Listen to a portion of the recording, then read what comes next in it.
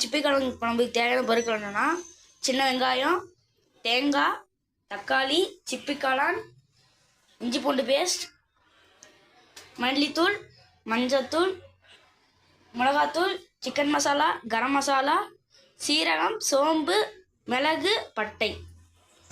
இப்போ நம்ம எண்ணெய் ஊற்றுனதுக்கப்புறம் 2 ஸ்பூன் எண்ணெய் ஊற்றிருக்கோம். இப்போ நம்ம வெட்டி வச்ச வெங்காயத்தில் போட்டுடலாம்.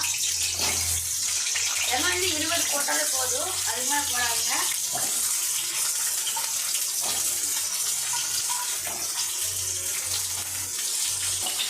அப்புறம் வெங்காயத்தை மிக்ஸ் பண்ணிவிட்டு வெங்காயம் வணங்கிடுச்சு. அடுத்து நம்ம என்ன போட போகிறோம்னா சீரகம், சோம்பு, மிளகு, பட்டை இதெல்லாம் போடலாம். போட்டு நல்லா வணக்கி விட்டுருங்க. பச்சை வாசம் போயிட்டோம். வெங்காயம் வதங்கிடுச்சு. அடுத்து நம்ம தக்காளி போடலாம். தக்காளி போட்டு நல்லா கலரி விட்டுருங்க.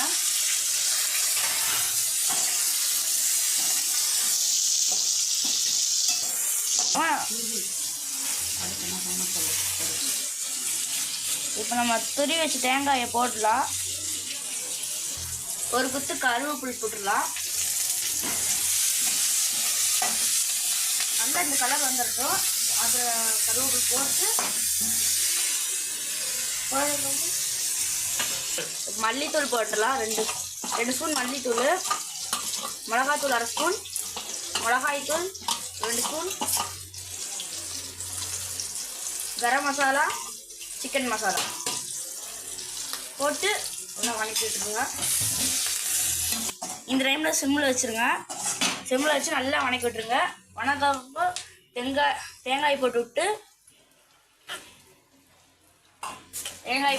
நல்லா வணக்கி விட்டுருங்க.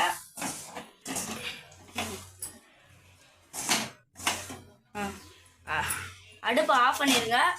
ஆஃப் பண்ணிவிட்டு கொஞ்ச நேரம் வணக்கி விடுங்க. முடிச்சிடலாம்.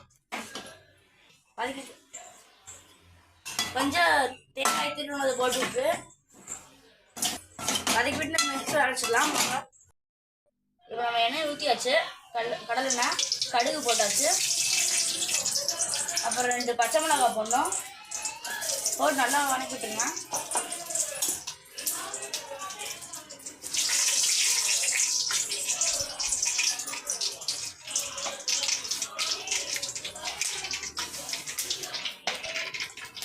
கருவேப்பிலை ஒரு கொத்து, அப்புறம் இஞ்சி பூண்டு பேஸ்ட் போட்டாச்சு.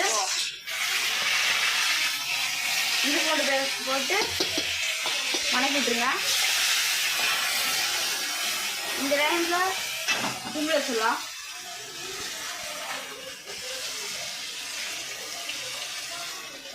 சிம்மில் வச்சு சிப்பி காளான் போட்டு நல்லா வணக்குங்க.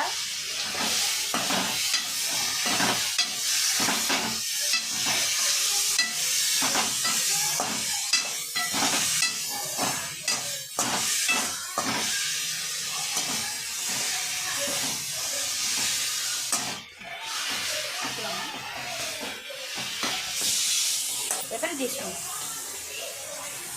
உப்பு போட்டுடலாம். ஒரு 15 மினிட் தான் வந்து உப்பு அரைச்சிச்சு. இப்போ ஊற்றிடலாம்.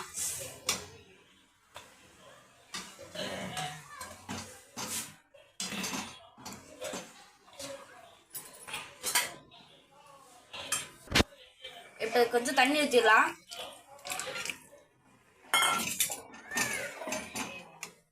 கல்லுப்பு தேவையான அளவு போட்டுக்கோங்க.